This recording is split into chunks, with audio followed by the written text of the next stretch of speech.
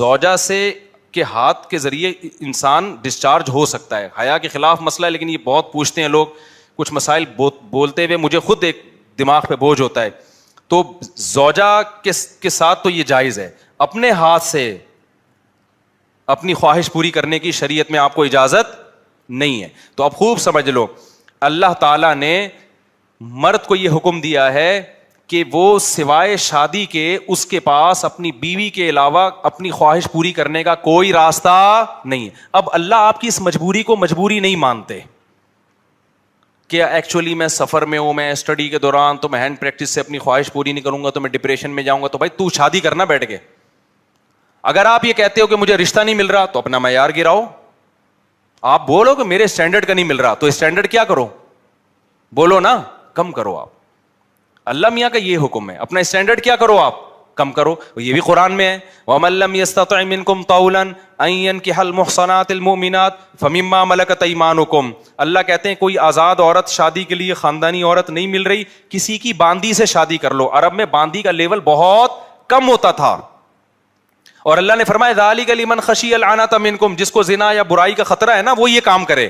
تو کیا مطلب, اللہ کیا حکم دے رہے ہیں, اپنا اسٹینڈرڈ کیا کرو, بولو نا, گرا دو. اور یہ اللہ نے مرد میں خواہش نفس مسلط اس لیے کی ہے کہ نہ چاہتے ہوئے بھی شادی کرے. یہ اس لیے نہیں کی ہے کہ ہاتھ سے فارغ ہو کر اپنے آپ کو ٹھنڈا کر لے اور شادی 10 سال کے لیے مؤخر کر لے. یہ تو مسلط کی گئی ہے, کیونکہ شادی کو اسلام نے آپ پہ نہیں چھوڑا, فطرت نے آپ پہ نہیں چھوڑا.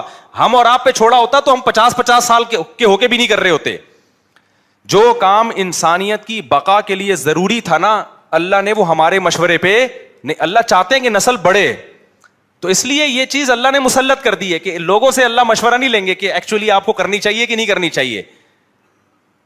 اللہ مسلط اتنی کر دیتے, آدمی کہتا ہے بھائی میرا دماغ پھٹ رہا ہے, میں برائی کی طرف جا رہا ہوں, میرے پاس کرنے کے علاوہ کوئی آپشن ہے نہیں, تو مسلط ہو جائے. کیوں, اس کا فائدہ کیا ہوگا, مجبور ہو کے آپ نکاح کرو گے, ایک دوسری عورت کو بھی آپ برائی سے بچا لو گے, اور دونوں کے ملاپ سے اولاد ہوگی جو اللہ چاہتے ہیں کہ نسل بڑھے. یہ تو فیملی پلاننگ والے کہتے ہیں کہ نہیں بڑھے, لیکن اللہ نہیں مانتا ان چیزوں کو. نہیں آ رہی بات, میرا خیال ہے. تو یہ فطرت نے مسلط کی ہے. تو اگر ہم مجھ زنی کی اجازت دے دیں تو اس فطرت جو آپ سے چاہ رہی ہے آپ اس کے اگینسٹ چلنا, بولو نا, شروع. مثال کے طور پر فطرت آپ کو بھوک لگاتی ہے روٹی کی, کیوں لگاتی ہے, چوری کر کے کھاؤ. اس لیے نہ چاہتے ہوئے بھی آپ کمائیں, کاروبار کریں یا ملازمت کریں. اس ملازمت کرنے سے کیا ہوگا, صرف آپ کو فائدہ نہیں ہوگا, آپ کے باس کو فائدہ ہوگا, اس کا بزنس چلے گا, اس کے بزنس چلنے سے لوگوں کو فائدہ ہوگا. تو یہ سب چیزیں ایک دوسرے سے کیا ہیں, لنک. آپ کو بھوک لگ رہی ہے, اسلام کہتا ہے آپ حلال طریقے سے کما کے کھاؤ. آپ کہہ رہے تھے میں نہیں کما رہا, جب بھوک لگے گی نا ٹائٹ, تو آپ کمانے پر کیا ہوگے, مجبور. پھر آپ بزنس کرو گے, اس بزنس سے آپ کو بھی فائدہ ہوگا اور قوم کو بھی فائدہ. تو کچھ کام قدرت ہم پہ مسلط کر کے کرواتی ہے تاکہ لوگوں کو اس سے کیا ہو جائے, فائدہ, ہمارے نہ چاہتے ہوئے بھی فائدہ ہو جائے. لیکن آپ نے کیا کیا, ایکچولی میرے پاس چونکہ ایک ارننگ کا, کمائی کا ٹائم نہیں ہے, میں ایکچولی بہت بزی ہوں, میں بہت بڑا سائنسدان بننا چاہتا ہوں. آج کل ٹوپی ڈرامے جو چل رہے ہوتے ہیں, تو میں اگر کماؤں گا تو پھر ایکچولی تو میں بھیک مانگنا شروع کر دیتا ہوں, یا میں چوری کر کے کھانا, میں کیا کروں بھائی, میں اسٹڈی ہے, کل میرا پیپر ہے یار, میں کماؤں کیا, تو میں چوری کروں گا. چوری کرنے سے کیا ہوگا, پیٹ بھر جائے گا, ڈاکٹر کہے گا کہ آپ کے وٹامن سارے پورے ہو گئے ہیں. جس مفتی نے کہا تھا چوری نہیں کرو, وہ آپ کی صحت برباد کرنا چاہ رہا تھا. جیسے ڈاکٹر جو مزنی نہیں کرتے نا, ان کو یہ کہتے ہیں مفتی لوگوں کے چکر میں نہیں پڑو, یہ تمہیں ڈپریشن کا مریض بنا دیں گے. کوئی بات نہیں, اپنے آپ کو ہاتھ سے فارغ کر لیا کرو, اس سے ڈپریشن کیا ہو جائے گی, ختم. او بھائی, اس سے اس کی ڈپریشن ختم ہوگی, قوم کی ڈپریشن بڑھے گی, عورتوں کی ڈپریشن بڑھے گی, مرد ان سے شادیاں ٹائم پہ نہیں کریں گے. جیسے بڑھ رہی ہے ڈپریشن, وہ بھی زنا کی طرف جائیں گی, وہ بھی ہاتھ سے, اور جو گند ہماری سوسائٹی میں پھیل رہا ہے اور نسل کی کمی کا ذریعہ بنے گی, بہت سارے سائڈ افیکٹ ہوں گے اس کے. تو فطرت آپ پہ بھوک مسلط کرتی ہے, نہ چاہتے ہوئے بھی آپ روٹی کماؤ, امتحان کو مؤخر کر دو, کیونکہ روٹی کمانے کی فکر ضروری ہے, اس سے دوسروں کو بھی روٹی ملے گی, اس کو بھی بزنس ملے گا. تو فطرت جو بیسک ضرورتیں ہیں نا, وہ ہم سے نہیں پوچھتی, وہ ہم پہ مسلط کر دیتی ہے. تو صحیح آدمی ہوگا, صحیح ڈاکٹر ہوگا, وہ کیا کہے گا, یار بھوک لگ رہی ہے نا, پڑھائی کو ایک طرف رکھ, تو ایسا کر, کچھ کما یار, کچھ سائڈ بزنس کر لے. اس بزنس سے پھر قوم کو کیا ہونا شروع ہو جائے گا, فائدہ. اگر فری پھوکٹ میں ملنا شروع ہو جائے تو وہ سارا سیٹ اپ کیا ہو جاتا ہے. تبھی تو میں اس کے خلاف ہوں, یہ جو دسترخوان لمبے لمبے بچھائے ہوئے ہوتے ہیں, امیر غریب کا فرق کیے بغیر کھلا رہے ہوتے ہیں, اس کا نقصان یہ ہے کہ لوگ اپاہج بن جاتے ہیں. پھر ملازمت کرنا چھوڑ دیتے ہیں, مزدوری مہنگی ہو جاتی ہے, کیونکہ مزدوروں کو جب فری میں اتنا مل رہا ہوتا ہے وہ کہتے ہیں اب ہمیں ضرورت کیا. ہاں کہیں ایسے مزدور ہوں جن کی دہاڑیاں کم ہو, وہ ایک الگ بات ہے.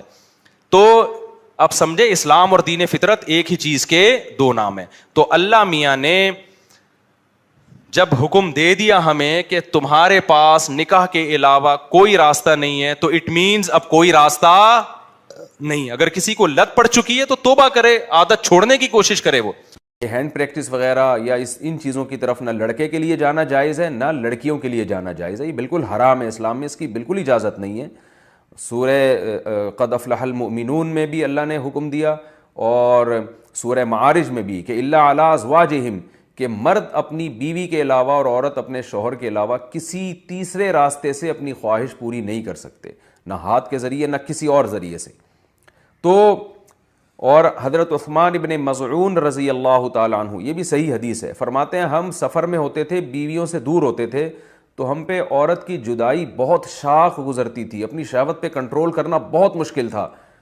ہم نے نبی سے اجازت مانگی کہ ہم اپنے آپ کو کسی طرح خصی کر دیں, نامرد بنا دیں, تو آپ صلی اللہ علیہ وسلم نے اس سے منع کیا ہمیں. اب آپ دیکھیں حضرت عثمان ابن مظعون اتنی شدید کنڈیشن میں کہ اپنے آپ کو نامرد کرنے کے لیے وہ تیار ہو گئے تھے. فرمایا, حدیث کے الفاظ ہیں, لو اجازنا لاختصینا, اگر نبی ہمیں پرمیشن دے دیتے تو ہم اپنے آپ کو نامرد کر دیتے, یعنی ہمیشہ کے لیے نامرد ہو جاتے. تو اس قربانی کے لیے بھی حضرت عثمان ابن مظعون تیار تھے کہ اتنا خطرہ تھا ان کو. لیکن نہ انہوں نے نبی سے پوچھا کہ کیا میں ہاتھ سے اپنی خواہش پوری کر سکتا ہوں, نہ نبی نے ان کو بتایا کہ تم یعنی ہاتھ کے ذریعے مجبوری میں اپنی خواہش پوری کر لیا کرو. نہ نہ نہ نہ نبی نے ان کو بھی حکم دیا ایسے موقع پہ, تزوج الودود الولود فانی مباہی بکم الامم, محبت کرنے والی عورت سے اور اولاد جننے والی عورت سے نکاح کرو, میں تمہاری کثرت پہ قیامت کے دن فخر کروں گا.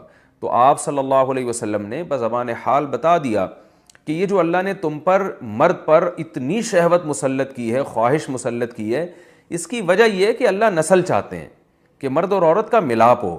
تو مرد اور عورت کو ایک دوسرے سے دور رہنے کے لیے پیدا نہیں کیا ہے, ملاپ کے لیے پیدا کیا ہے. تو اس لیے ملاپ کی ایک ناجائز قسم ہے, ایک جائز ہے. ناجائز ہے گرل فرینڈ بوائے فرینڈ, یہ حرام ہے. ولا متخذاتی اخدان, ولا متخذی اخدان قرآن کے الفاظ ہیں, کسی لڑکی سے تمہیں دوستی کی اجازت نہیں ہے. اور جائز طریقہ